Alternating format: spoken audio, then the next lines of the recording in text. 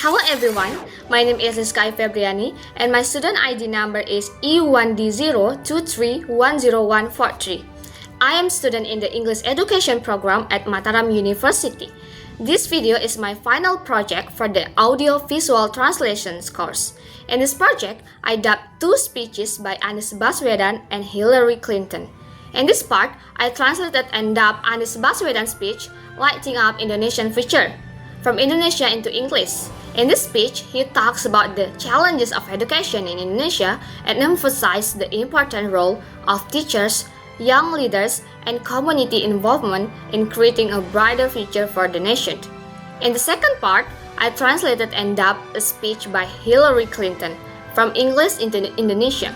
In her speech, she talks about women's rights, gender equality, and the importance of empowering women around the world.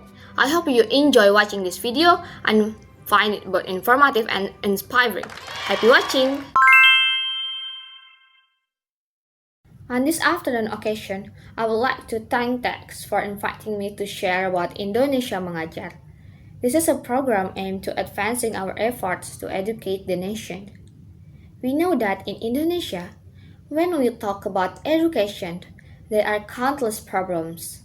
But if you look further, who actually has the real impact in advancing education and educating children? Teachers. Behind discussions about system, laws, and annual seminars, it is the teacher who stand in front of the classroom and truly educate the children. When we look at teachers in Indonesia, we see the reality. Teacher distribution is uneven and teacher quality is low. Therefore, we try to send the best young people to become teachers. But who wants to become an elementary school teacher in remote areas of Indonesia? When we ask why they do not want to become elementary school teachers, the answer is because being a teacher, especially in remote areas, is considered a lifelong burden. But when we think differently, if being a teacher is only for 1 year, the situation changes. So, we designed a program that sends the best young Indonesians to become teachers in elementary schools in remote area of Indonesia. Why elementary schools? Because 66% of them lack teachers. Junior and senior high school usually have enough.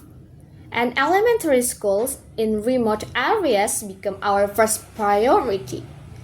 The second goal is to give Indonesians' best young people the opportunity to live among communities in remote areas, places without electricity, without phone signals, and not necessarily running water.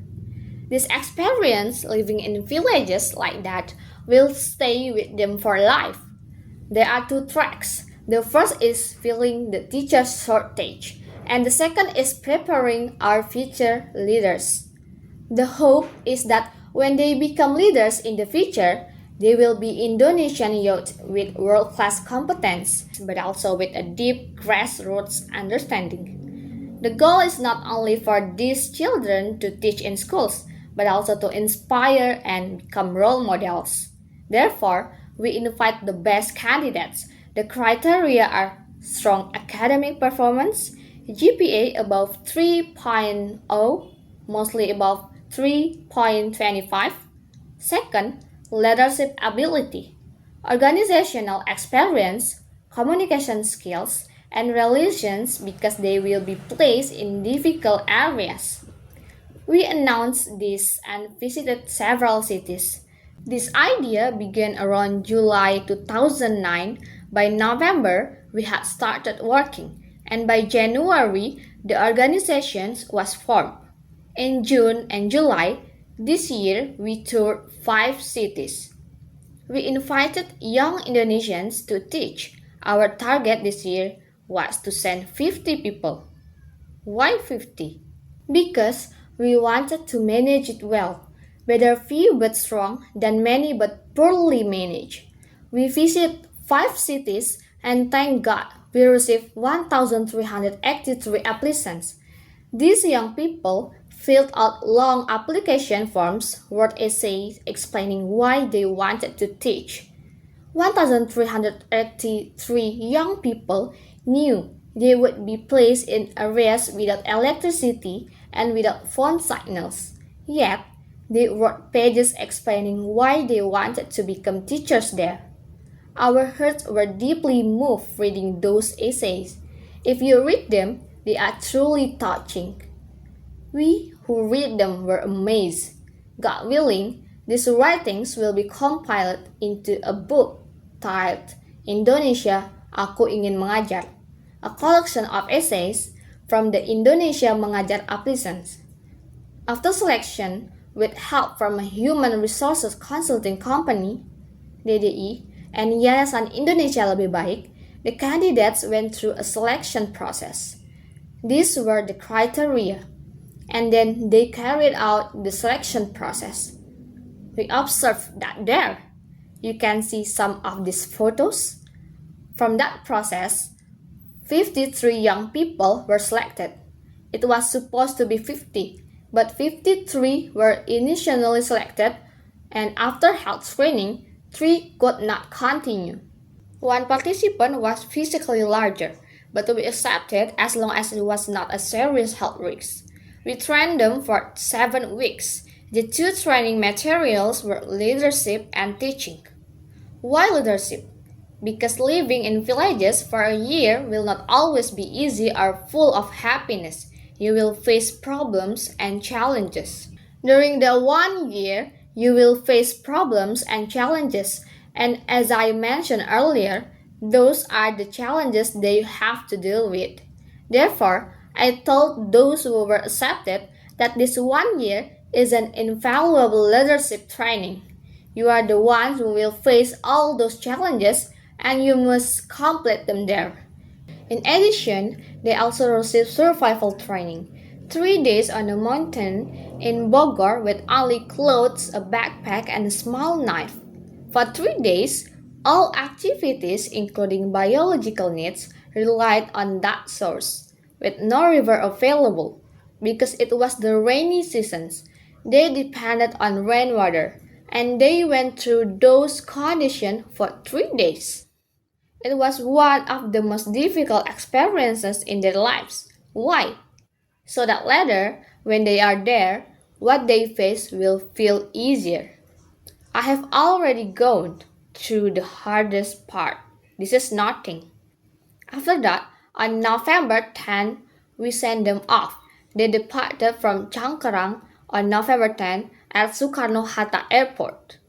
I told them, Sukarno and Hatta had all the option for a comfortable life for themselves and their families, but they left it to fight for Indonesia's independence. You also have every opportunity to build a comfortable career in big cities. Some were already managers in multinational companies at P&G in Singapore. They left it. Some work at Unilever, graduate with honors from ITB and Unpad. They left it. Some were managers at Bank Mandiri. They left it. Some work at Inco. They left it. These are the best young people with promising careers, and they choose to leave all that behind to go to the remote areas. I said, you are fighters. The presence of you all shows that our mothers are still giving birth to fighters. Then, these young people had already left, so they had been in remote areas for a month and a half. When they arrived, they were placed in 5 provinces. Riau, 6 people on Rupat Island, the outermost island, closer to Malacca than to Sumatra. West Tulang Bawang, if it rains there, you can move at all because of the extraordinary mood. Pasir is Kalimantan, Majene, West Sulawesi. Those earlier were photos together with the children in Majene. The South Halmahera from Jakarta is a 3-hour flight to Ternate. From morning to evening, you must take an 8-hour boat ride to a larger island, then 4 more hours by boat to a smaller island. You were in the middle of nowhere. One of those places there was the one from Singapore I mentioned, who had a life full of comfort and left all of it to be in that very difficult place. So, ladies and gentlemen, this program is not only about filling teacher shortage, it is about spreading optimism. They are there to inspire, to set example, and multiply optimism.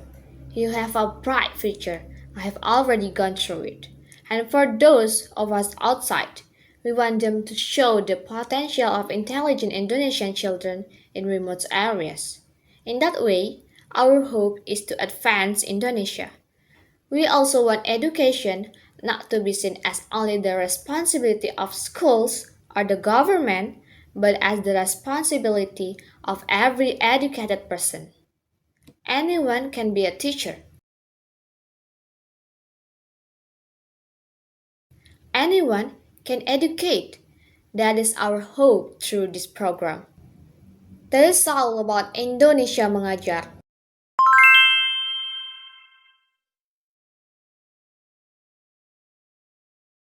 Terima kasih banyak, Gertrude Monggela, atas kerja keras Anda yang telah membawa kita ke titik ini. Para delegasi dan tamu yang terhormat, saya ingin berterima kasih kepada Sekretaris Jenderal yang telah mengundang saya untuk menjadi bagian dari konferensi dunia keempat PBB tentang perempuan yang penting ini. Ini benar-benar sebuah perayaan. Perayaan atas kontribusi perempuan dalam setiap aspek kehidupan, di rumah, di tempat kerja, di komunitas, sebagai ibu, istri, saudari, anak perempuan, pelajar, pekerja, warga negara, dan pemimpin. Ini juga merupakan sebuah kebersamaan, seperti halnya para perempuan yang berkumpul setiap hari di setiap negara. Kita berkumpul di ladang dan pabrik, di pasar desa dan supermarket, di ruang keluarga dan ruang rapat. Baik sambil bermain dengan anak-anak kita di taman, mencuci pakaian di sungai, atau beristirahat sejenak di dekat dispenser air kantor. Kita berkumpul dan membicarakan harapan serta kekhawatiran kita. Dan berulang kali, pembicaraan kita selalu berujung pada anak-anak dan keluarga kita. Sebagaimanapun berbeda kita terlihat, terdapat jauh lebih banyak yang menyatukan kita daripada yang memisahkan kita. Kita memiliki masa depan yang sama, dan kita di sini untuk mencari titik temu, agar kita dapat membawa martabat dan rasa hormat baru bagi perempuan dan anak perempuan di seluruh dunia. Dan dengan begitu, membawa kekuatan dan stabilitas baru bagi keluarga juga. Dengan berkumpul di Beijing, kita memusatkan perhatian dunia pada isu-isu yang paling penting dalam hidup kita, hidup perempuan dan keluarga mereka. Akses terhadap pendidikan, layanan kesehatan, pekerjaan, dan kredit. Kesempatan untuk menikmati hak hukum dan hak asasi manusia dasar, serta untuk berpartisipasi penuh dalam kehidupan politik negara kita. Ada yang mempertanyakan alasan diadakannya konferensi ini. Biarkan mereka mendengarkan suara perempuan di rumah, lingkungan, dan tempat kerja mereka.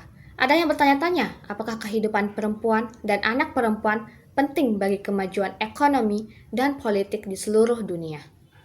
Biarkan mereka melihat perempuan-perempuan yang berkumpul di sini dan di Wiro, ibu rumah tangga dan perawat, guru dan pengacara, pembuat kebijakan, serta perempuan yang menjalankan bisnis sendiri.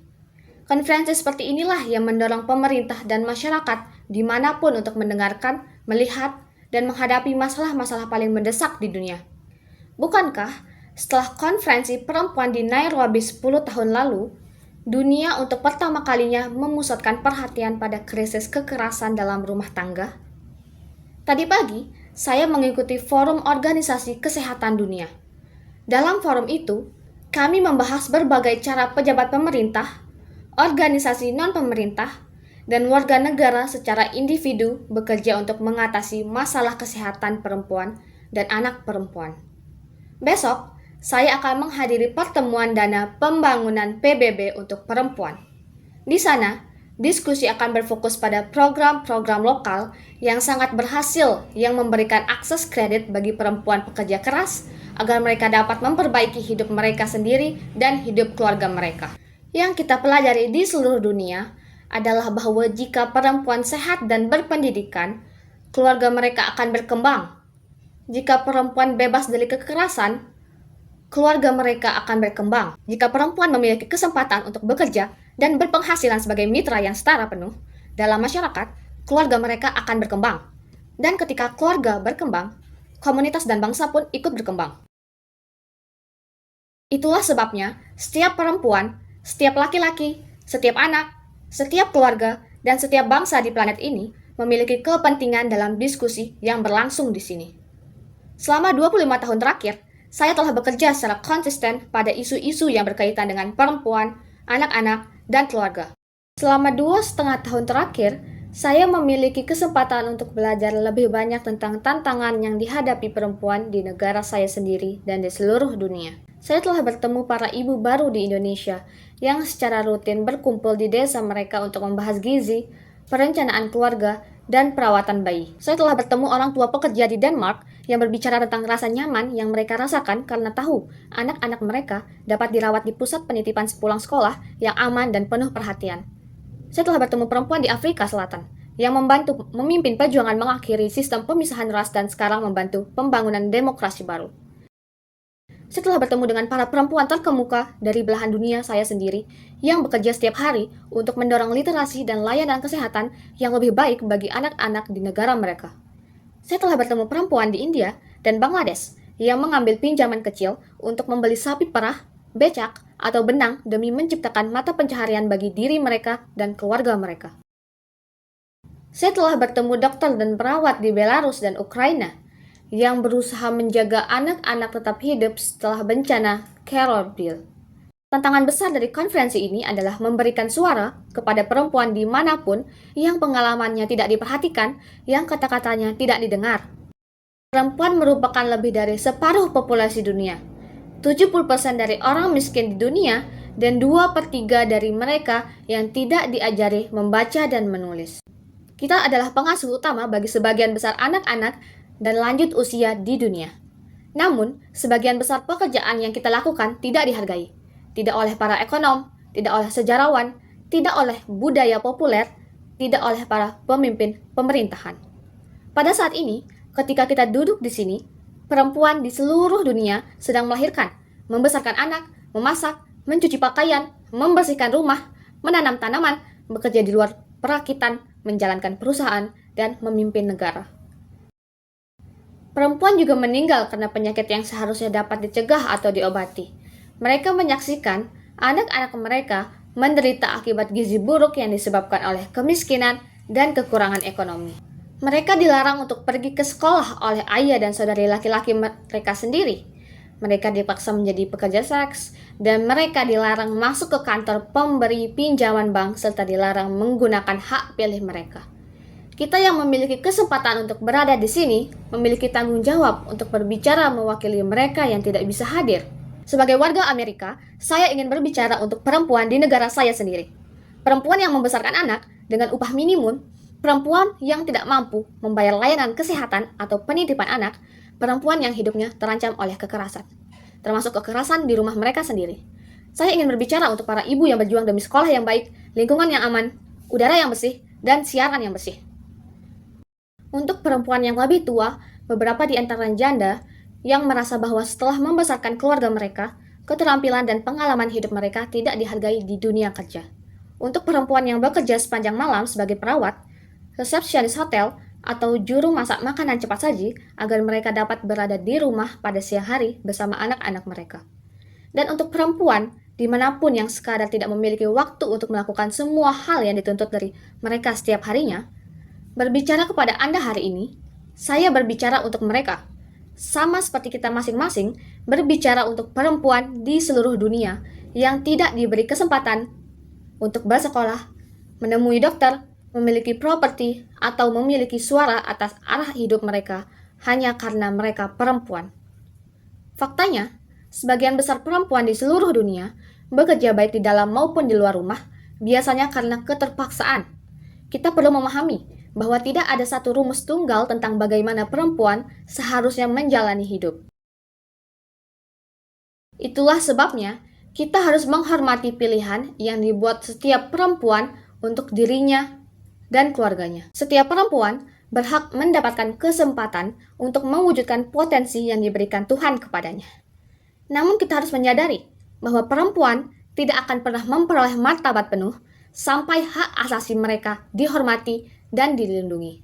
Tujuan kita dalam konferensi ini untuk memperkuat keluarga dan masyarakat dengan memberdayakan perempuan agar lebih mampu mengendalikan nasib mereka sendiri tidak dapat tercapai secara penuh kecuali semua pemerintah di sini dan di seluruh dunia menerima tanggung jawab mereka untuk melindungi dan mempromosikan hak asasi manusia yang diakui secara internasional.